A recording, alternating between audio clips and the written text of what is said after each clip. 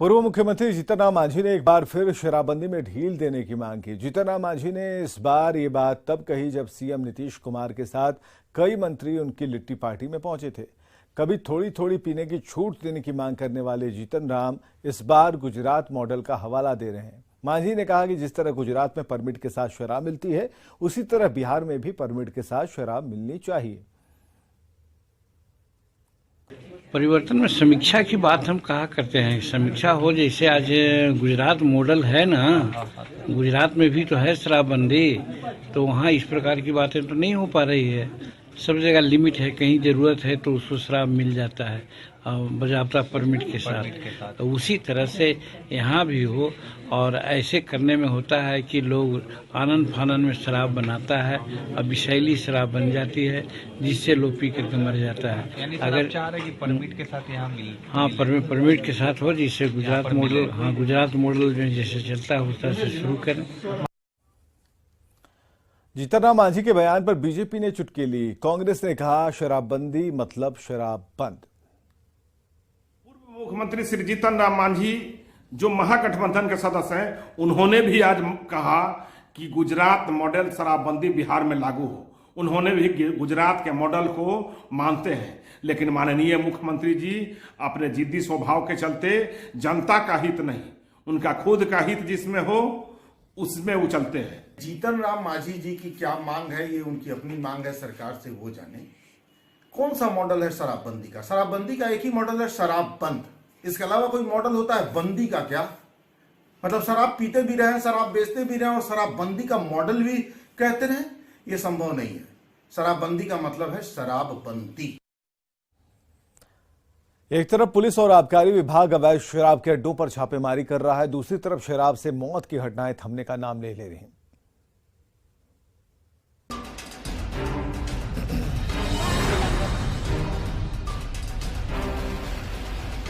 जमीन पर पड़ा ये शव हीरालाल राम का है। हीरालाल यूं ही नहीं मरा, उसे मारा है जहरीली शराब ने। ये हम नहीं कह रहे, ऐसा कहना है हीरालाल के घर वालों का। शराब पीने से मौत हो गई। कहाँ मिली थी शराब? यही गांव में मिली थी, पिपरा धिरोली में। यहाँ शराब बनती है, बिकती है? शराब यहाँ बहुत भारी मात्रा में बनती है। कैसे आपको जानकारी मिली? कब पिए थे शराब? प्रतिदिन लोग यहाँ पर पीता है, तो जानकारी इसमें निकाल लेने की बात है। बगहा के लौकरिया थाना क्षेत्र के पीपरा धिरौली का रहने वाला था हीरालाल राम। घर वालों की माने तो गांव में सरेआम शराब बिकती है। हीरालाल ने भी वही शराब पी थी, जिसके बाद उसकी तबीयत बिगड़ने लगी। घर वाले इलाज के लिए अस्पताल लेकर भागे, लेकिन उसकी जान बच ना सकी। हीरालाल की मौत का असली सच क्या है, ये तो जांच के बाद ही पता चलेगा। लेकिन ये जरूर एक कड़वा सच है कि शराबबंदी के बावजूद बिहार में जहरीली शराब से मौत का सिलसिला बदस्तूर जारी है। क्यों नहीं थम रहा शराब से मौत का सिलसिला, उसको समझने के लिए ये कुछ तस्वीरें देख लीजिए।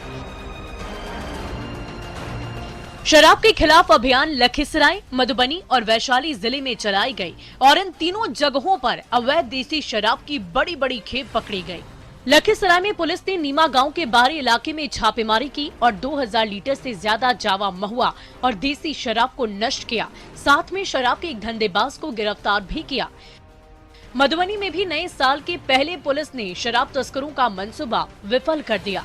पुलिस ने झंझारपुर अनुमंडल के भैरव स्थान थाना क्षेत्र, भेजा और मधेपुर थाना क्षेत्र में छापेमारी की और शराब के अड्डों को ध्वस्त कर दिया।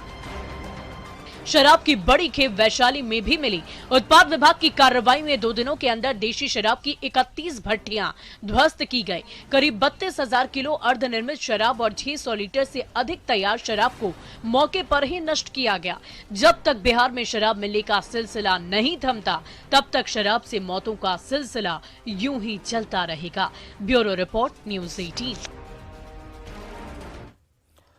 बगहा में संदिग्ध परिस्थिति में हीरालाल राम की मौत पर जिला प्रशासन की प्रतिक्रिया सामने आई है। रामनगर के एसडीपीओ सत्यनारायण राम ने कहा कि हीरालाल की मौत बीमारी से हुई है।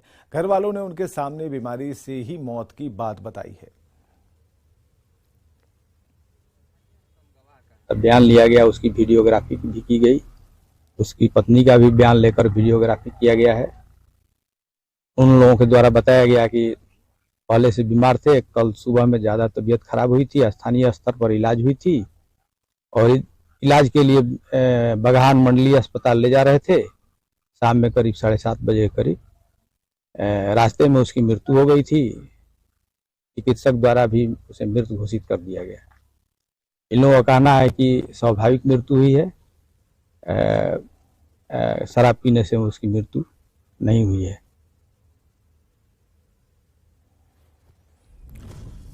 तो सवाल है कि सुबह में शराब और शाम को बीमारी का दावा क्यों किया जा रहा है? घर वालों का बयान क्यों बदला? जल्दबाजी में शव का अंतिम संस्कार क्यों कर दिया गया? ये सवाल है। इसके अलावा सवाल है कि क्या पुलिस के दबाव में घर वालों ने अपना बयान बदल दिया है?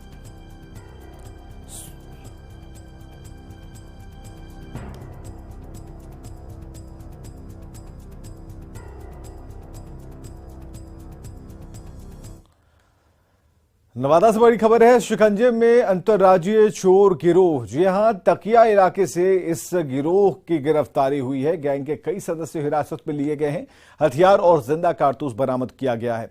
यूपी के बदायूं के अपराधी हैं। गहने की दुकान में ये चोरी कर चुके हैं और एक बड़ी कामयाबी मिली है, जहां अंतर्राज्यीय चोर गिरोह की गिरफ्तारी हुई है। ये पूरा गिरोह हत्थे लगा है पुलिस के और गैंग के कई सदस्य हिरासत में लिए गए हैं। हथियार और जिंदा कारतूस भी इनके पास से बरामद किए गए।